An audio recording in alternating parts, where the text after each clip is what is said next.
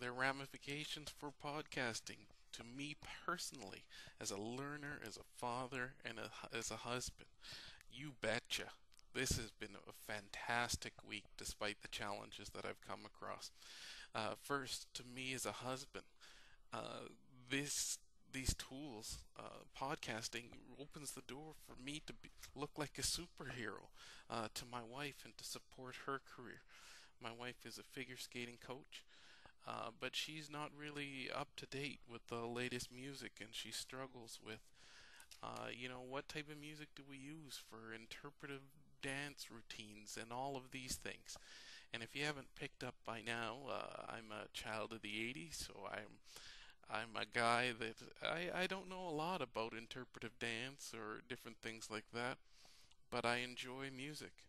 So over this last week, I've subscribed through iTunes to Podrunner. What other ones did I subscribe to? And this is fantastic. Using a podcast, I can do more than one thing at a time. Groove Electric, I subscribe to, and also to Radio 538, based on Tiesto. Now, this stuff comes down to my iPod. I listen to it while I'm on the move. I find music and selections that maybe fit what my wife is looking for, and boom, not only do I look smart, but I actually can contribute to something that I never really thought I could contribute to before. The best part is this stuff is free. And as I'm a full-time student this year, the money is a little slim, so I get to support my wife for free, and it pays huge dividends both for her and for me. For me as a father, my son is not a big fan of school. He loves to learn though, and he's great with technology. This, after going through the trail fire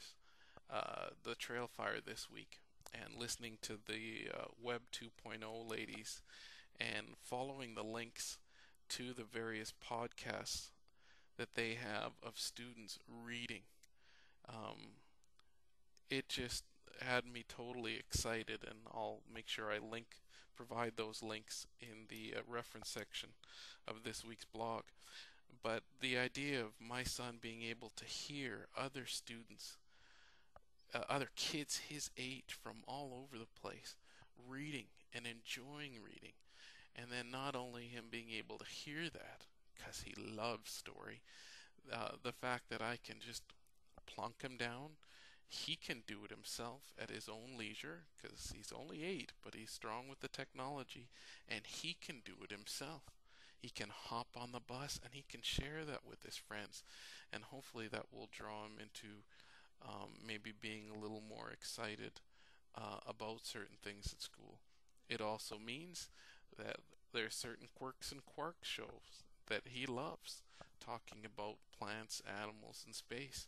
I toss that on with the subscription I have to howstuffworks.com, and boom, he can take off with his iPod and he can be listening to things that I feel comfortable with and I know might actually enhance his day at school. There's huge benefits to this technology to me as a student. This means as long as I'm awake, I can be learning, whether I'm driving. I eat 5 times a day, so I'm constantly cooking. When I'm doing all that, I can have my Vinyl Story Cafes, my Wesley Fryer podcast coming down, and that's what I've been spending all my time on. And I'm sitting there while I'm cooking or doing different things, and I'm learning. And I notice I need a pad of paper beside to write down all the things that I'm picking up. So it opens the door for me as a learner to make better use of the limited time that I have each day. There are some potentially negative implications, however. In our trail fire, the first video we were presented with, talking about the difference between broadcasting and podcasting, showed that in a broadcasting world, people had to plan to get together at a certain time to take in the material.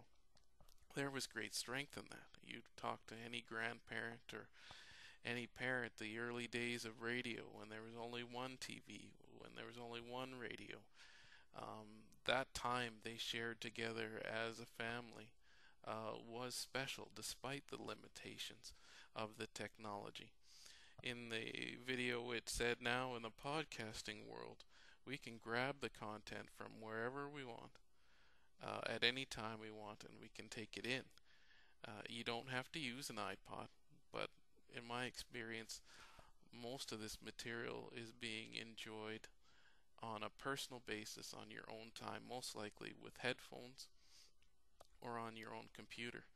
So that takes away the synchronous, special times of the past and potentially is opening up a more asynchronous, personal sort of interaction with content, which potentially could take away from that time that family spends together, friends, different things like that, as we move to more of a solo, independent society.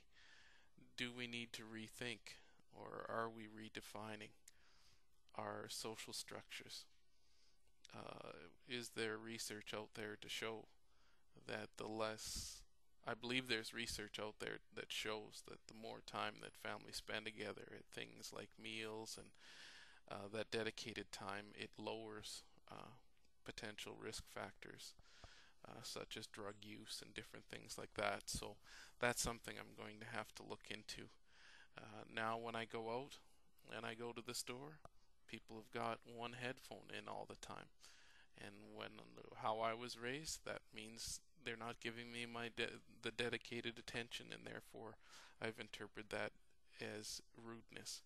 So it's just something that I'll have to think about uh, as a society and me personally about what this would mean um, to the future of my family, my son, myself, if we become so wrapped up in getting what we want when we want and just taking it in ourselves. And it back in the old days, you sat around and you watched Jack Benny. You talked about it while the show was on or right after. You shared the experience. Whereas now we may be sharing the experience by listening to common content, but it's not at the same time. So is that experience actually shared?